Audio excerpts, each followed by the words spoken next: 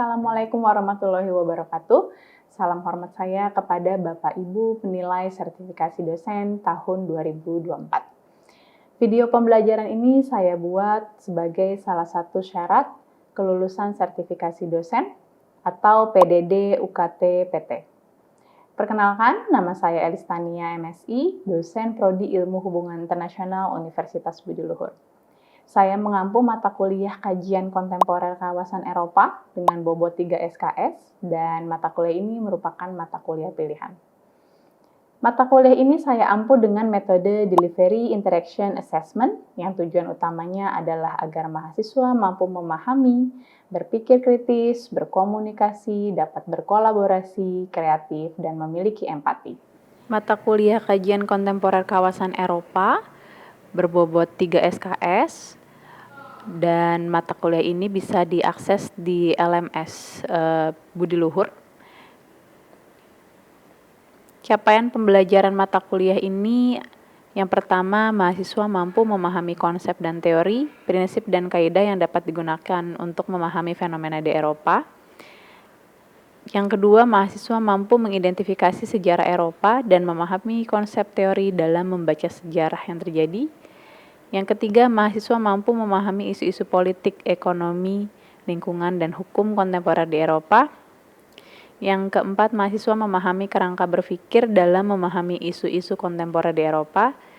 Yang kelima, mahasiswa mampu menganalisis, berpikir rasional, dan kritis dalam mendiskusikan perkembangan dan dinamika hubungan internasional di Eropa.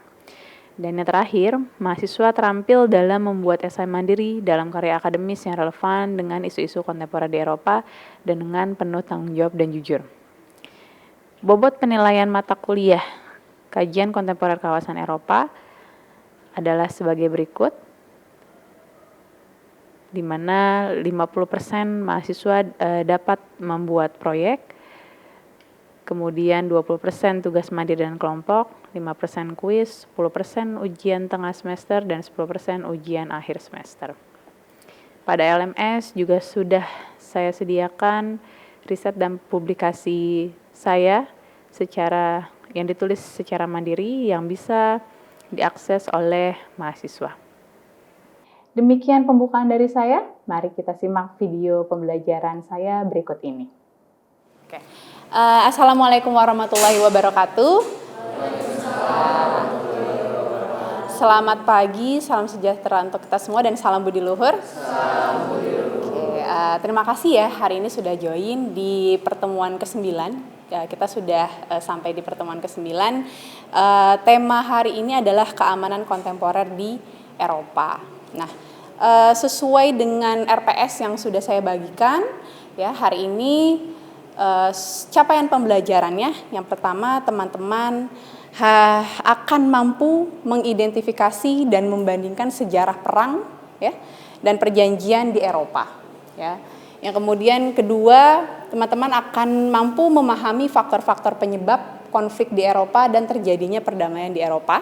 Ya, dua hal ini karena teman-teman sudah membuat infografis. Jadi nanti kita akan cek masing-masing infografis yang sudah dibuat ya. Kemudian saya akan fokus ke dua capaian pembelajaran ya. Yang pertama adalah mengetahui isu-isu keamanan kontemporer di Eropa dan kedua mengidentifikasi berbagai bentuk inisiatif keamanan kolektif di Eropa. Nah, itu capaian pembelajarannya dan saya juga sudah bagikan mata latih instrumen penilaian ya. Saya akan bagikan tugas. Nah, instrumen penilaiannya teman-teman bisa lihat ada 4 poin, teman-teman nanti akan bisa menyebutkan ragam keamanan kolektif di Eropa, ya. Kemudian yang kedua, keamanan Eropa pasca Perang Dingin. Yang ketiga, perubahan peta dan kekuasaan di Eropa. Dan keempat, konflik Rusia-Ukraina. Ya, ini isu kontemporer, keamanan kontemporer yang menjadi titik balik bagi studi keamanan kontemporer di Eropa. Lembar kerja mahasiswanya juga sudah saya bagikan di Google Drive, teman-teman bisa lihat, bisa cek di lembarnya di bagian bawah itu ada beberapa komponen yang harus teman-teman isi, ya. Nanti bisa dikumpulkan di Google Drive masing-masing ya. Oke, sebelum kita masuk ke tadi poin 3 dan 4, saya mau bahas infografis yang sudah teman-teman buat ya.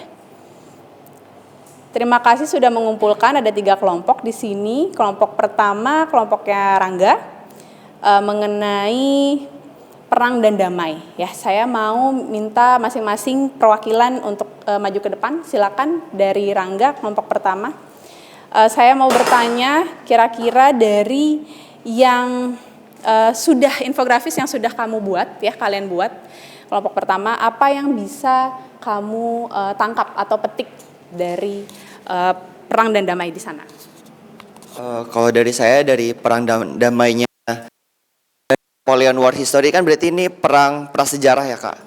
Dari munculnya benua Eropa itu ada 2 negara superpower pada saat itu, Inggris dan juga ada Perancis. Nah pada saat itu juga mereka itu berlomba-lomba untuk mengkolonisasi negara-negara lainnya karena persaingan ekonomi dan juga daratan untuk rempah-rempah, terus juga perbudakan gitu. Nah mereka itu berlomba-lomba untuk mencari itu dan ingin meningkatkan ekonomi untuk para pembangunan di negara mereka gitu sih Kak.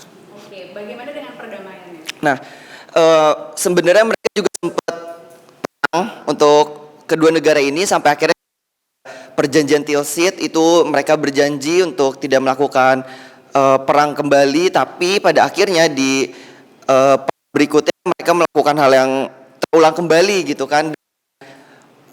Perang-perang yang sudah didamaikan kemarin karena yaitu dari aspek ekonomi gitu kan, pembangunan mereka sendiri yang pengen masing-masing tuh menang sendiri gitu. Akhirnya ya perjanjian itu nggak berlaku lagi.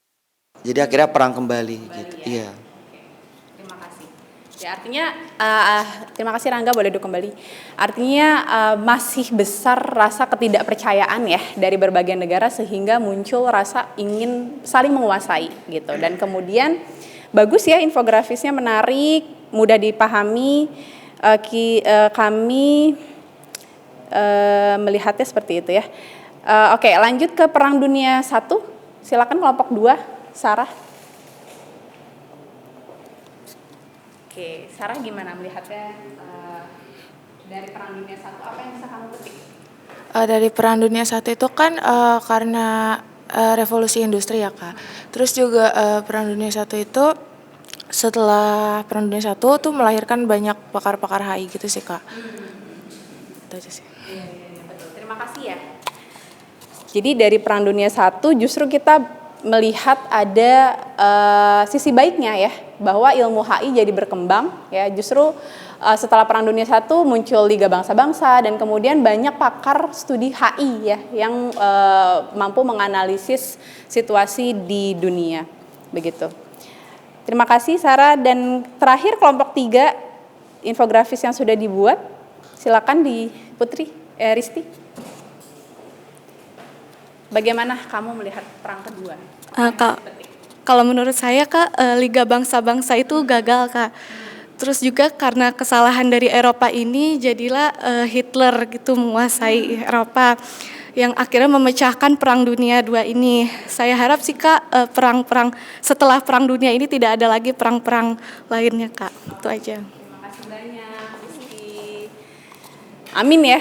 Jadi kalau lihat dari kesalahannya Perang Dunia I itu, Jerman diberi sanksi ya, perjanjian Versailles gitu kan. Jadi setelah Perang Dunia I kemudian ada perjanjian Versailles, Jerman terlalu diikat ya, dikekang, dan akhirnya justru memunculkan orang-orang yang ultranasionalisme seperti Hitler, dan akhirnya justru pecahlah Perang Dunia Kedua, dan itu menghabiskan kurang lebih 50.000 umat manusia ya. Nah, oke, kita kembali ya. Jadi dari refleksi tersebut gitu, kita lihat Eropa itu sangat dinamis ya keamanannya, dari yang semua peperangan itu awalnya dulu dari Eropa. Tadi Rangga sudah jelaskan dari Napoleon saling ingin menguasai, tapi kemudian kita bisa lihat juga ya bahwa orang Eropa itu selalu beradaptasi dan berusaha untuk mempelajari hal baru gitu kan. Akhirnya industri pertama dari sana gitu ya. kemudian banyak sekali filsuf dari sana. Nah, itu yang bisa kita pelajari. Nah, kemudian yang belum dibahas adalah pasca Perang Dingin. Nah, ya, setelah Perang Dunia II kemudian berakhir di 1945 dan saat itu di Indonesia juga kita merdeka ya. Merdeka dari penjajahan dari Belanda dan Jepang. Itu menandai sebenarnya ada muncul kekuatan baru gitu kan. Ada Amerika Serikat ya sebagai hegemon waktu itu ya, masih Amerika Serikat yang paling unggul, dan kemudian di Eropa sendiri akhirnya muncul peta kekuasaan baru gitu. Muncul keamanan-keamanan kolektif ya untuk saling memperkuat. Nah, masing-masing kawasannya ya. Yang paling berbeda kan ada di Rusia, di Eropa Timur gitu. Nah, makanya di Eropa Barat membuat keamanan kolektif yang baru, di Rusia pun begitu. Nah, ini salah satunya ya, nanti teman-teman bisa mengidentifikasi, bisa cari lagi UE itu apa? Uni Eropa ya. Uni Eropa memang basisnya ekonomi, tapi tetap mereka juga punya satu badan keamanan kolektif. Kemudian PESCO, ada yang tahu? Gimana? Permanent Structure Cooperation. Oke, itu yang dibuat oleh siapa? Oleh beberapa negara Eropa Barat ya. Nah, kalau di Rusia kita bisa lihat ada SCO, Shanghai Cooperation Organization, itu Rusia bikin bersama dengan China. Nah, nanti tugasnya teman-teman adalah mencari tahu lebih dalam ya. Oke. Nah, jadi yang tadi belum kesebut adalah sebenarnya yang paling mungkin teman-teman kenal ya, itu adalah NATO. Ya, NATO dibuat oleh siapa sih? Amerika Serikat ya, kemudian bersama dengan Eropa Barat saat Perang Dunia II berakhir, NATO masuk ke Eropa, kemudian berupaya memberikan bantuan kepada negara-negara Eropa Barat dan akhirnya menjadi aliansi keamanan gitu ya. Nah, NATO sangat kuat teman-teman, dan mereka punya agenda perluasan keanggotaan ke Eropa Timur. Nah, ini yang kemudian menjadi kompleks gitu ya. Kalau teman-teman lihat petanya di sini, nah, ya, pasca Perang Dingin itu kita lihatnya peperangan antara Amerika Serikat dan Rusia, gitu ya. Tapi yang kena dampaknya justru di Eropa, karena banyak setelah Perang Dingin itu pecah, Uni Soviet pecah, kemudian muncullah negara-negara ini ya, Rusia yang paling besar. Dan banyak negara-negara kecil seperti Estonia, Latvia, ya, Poland, itu adalah ada 14 negara lah kurang lebih, itu pecahan Uni Soviet dan kemudian memilih untuk menjadi anggota NATO gitu. Dan itu menjadi sebuah ancaman besar bagi Rusia gitu kan. Nah, dan kalau teman-teman lihat ya, semakin lama semakin mendekati Rusia, wilayahnya Rusia, dan itu bagi sebuah negara kalau kita lihat dari perspektif realisme itu menjadi sebuah ancaman besar, ya kan? Nah, ini yang kalau kita refleksi balik tadi teman-teman lihat sejarahnya ada perang dan damai, ini sekarang mulai terancam lagi ya Rusia ya. Nah, ini coba teman-teman lihat, Rusia memang besar, sepertiga dunia itu ada di Rusia gitu. Tapi tentu sangat terancam. Kenapa? Karena ada Ukraina di sini ya. Ini yang menjadi isu kontemporer keamanan Eropa saat ini gitu. Ini sebenarnya seperti backyard atau taman belakangnya Rusia. Jadi sebenarnya itu udah red flags-nya Rusia. Itu udah batas merahnya Rusia. Kalau Ukraina masuk ke NATO, satu-satunya backyard gitu ya. Satu-satunya backyard Rusia, dia akan sangat merasa terancam, begitu kan? Kalau dulu Rusia masih tidak menunjukkan kemarahannya, gitu ya, ketika Poland, gitu ya, kemudian Romania, negara-negara yang biru dongker ini kalau teman-teman lihat itu masuk menjadi anggota NATO atau menjadi partnershipnya NATO, Rusia belum marah saat itu, gitu. Tapi ketika NATO sudah mulai masuk, kalau teman-teman lihat batasnya sedikit banget gitu kan. Bayangkan misalnya di Indonesia di Kalimantannya gitu, itu mau dicaplok nih sama negara tetangga kita entah Singapura atau Malaysia, itu rasanya gimana? Pasti ada rasa khawatir ya, karena tentu bisa mengancam stabilitas masyarakat di Rusia gitu. Satu-satunya yang masih belum atau dianggap negara netral adalah Belarus. Makanya operasi yang dilakukan Rusia, operasi keamanan yang dilakukan Rusia itu semua berangkatnya dari Belarus gitu ya. Dan apa yang dilakukan Rusia saat ini gitu ya, ini terjadi perubahan peta kekuasaan ya, dan sudah dinyatakan oleh Vladimir Putin, presiden Rusia, bahwa dia mengeluh bahwa ekspansi NATO itu sangat mengancam ya, dan kita tidak bisa lagi ignore gitu ya, kita nggak bisa lagi sabar dalam hal ini dan atau diam gitu ya. Oke, ini sudah clear. Oh, ternyata dari Barat memang ingin berebut pengaruh atau berebut kekuasaan di wilayahnya Rusia gitu ya. Dan selain NATO ada Uni Eropa gitu.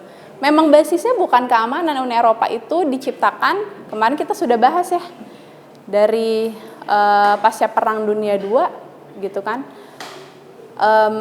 Ada keinginan untuk merangkul ya, terutamanya merangkul Jerman agar tidak ada lagi orang-orang seperti Hitler, agar tidak ada lagi peperangan dan akhirnya kita bisa berdamai gitu ya. Dan yang dilakukan NATO itu sama seperti Uni Eropa gitu. Uni Eropa merangkul negara-negara kecil yang tadinya hanya di negara-negara Barat dan Eropa Barat dan Eropa Selatan gitu ya. Mereka mulai ke Eropa Utara gitu. Poland itu negara kecil gitu ya. Kemudian Hungaria gitu ya, kemudian 4 negara Visegrad itu sebenarnya potensi kekayaan alamnya mungkin tidak terlalu besar, tapi dia punya pengaruh nih. Kalau misalnya negara-negara ini dirangkul, dia punya NATO atau Uni Eropa ya, dia bisa berebut pengaruh dengan Rusia di sana gitu ya, dan itu sangat mengancam, itu sangat insecure ya buat Rusia gitu ya. Oke, nah kemudian Rusia kemana? Nah jadi teman-teman lihat nih peta geserannya. Rusia mau beraliansi dengan siapa? Nah salah satunya tadi Rusia membuat aliansi keamanan namanya Shanghai Cooperation Organization. Dia bersama China, gitu ya. Kalau lihat petanya kan China tuh adanya di sini ya, sebenarnya di timurnya Rusia gitu. Dan itu masih bisa dijangkau kalau mereka ke Asia Tengah. Nah, Asia Tengah itu yang teman-teman suka dengar ya, yang belakangnya Tan, Kazakhstan, Uzbekistan, Tajikistan, dan itu negara-negara pecahan Uni Soviet yang penduduknya memang banyak juga Islamnya, dan dia punya sumber daya alam yang besar, minyak dan gasnya, dan itu menjadi peluang buat Rusia dan China berebut pengaruh di situ gitu. Untuk Amerika Serikat dan Eropa Barat secara geografis memang jauh ya. Oke. Ya, ini perang dingin pada Eropa baru bisa kita katakan ketika akhirnya Rusia menganeksasi gitu ya. Setelah menunggu 2010 itu ada Orange Revolution, dan diketahui presiden yang dipilih oleh Barat adalah memang pilihan Barat ya, dan berusaha untuk menggulingkan pemerintahan yang pro Rusia gitu ya. Terjadi nih ya disabilitas keamanan di Ukraine ya, karena perebutan dari Barat dan Rusia gitu. Oke. Dan mengapa Ukraina tadi ya, karena secara geografis memang paling dekat dengan Rusia, dan memang kalau teman-teman ingat ketika ada revolusi Orange itu masyarakat di Ukraine itu memang memilih untuk bergabung dengan Uni Eropa dan NATO, karena ya memang biasanya alasannya adalah karena ingin meningkatkan perekonomian ya, menjadi sangat lebih liberal lagi bekerja sama, dia menjadi lebih insecure lagi adalah karena mereka diberikan sanksi kan oleh Barat gitu. Ini beberapa responnya gitu dari NATO, Uni Eropa ya, negara-negara anggota Uni Eropa dan China, bahwa mereka menyalahkan Rusia gitu ya. Rusia dianggap menginvasi Ukraine, menyalahkan aturan hukum internasional gitu. Dan makanya kemudian nilai mata uang Rusia itu turun drastis ya gitu. Dan mereka harus survive, berdikari sendiri, dan Rusia pun juga melakukan hal yang sama ke Amerika Serikat gitu kan. Cadangan gas dan minyaknya dari Rusia ke Amerika Serikat itu dihentikan seperti itu. Dan kalau teman-teman nanti boleh baca, ini salah satu sumber yang bisa teman-teman baca ya, tesisnya John Mearsheimer ini 2014. Dia sudah bilang, ini orang Barat gitu ya, dia bilang bahwa ekspansi NATO memperluas ke Ukraine itu sebenarnya kesalahan dari Barat ya. Justru sekarang konflik yang terjadi antara Rusia dan Ukraina itu awalnya ya justru dari Barat. Nah, teman-teman nanti kita bisa refleksi gitu ya. Kalau teman-teman lihat dari perang prasejarah tadi Napoleon, kemudian Perang Dunia I, itu setiap ada perang pasti ada perjanjian ya. Tadi kalau di Napoleon apa perjanjiannya? Perjanjian Tilsit gitu ya. Tadinya untuk damai misalnya ya, gencatan senjata gitu, kita nggak mau perang lagi tapi ada perang lagi gitu ya. Terus kemudian di Perang Dunia I ada Versailles. Nah biasanya tapi kalau teman-teman lihat perjanjian-perjanjian itu justru lebih bersifat memberikan sanksi, ya kan? Lebih bersifat mengancam dan memberikan sanksi kepada pihak yang kalah. Nah, kalau lihat dari Perang Dunia I gitu ya,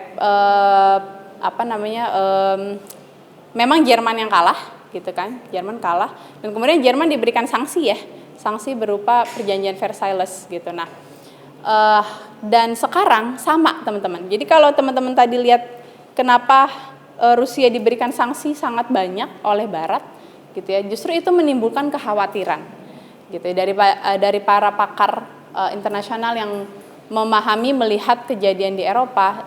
Justru kalau Rusia diberi sanksi dan terlalu diikat ya, diberikan hukuman, apa yang bisa kira-kira terjadi?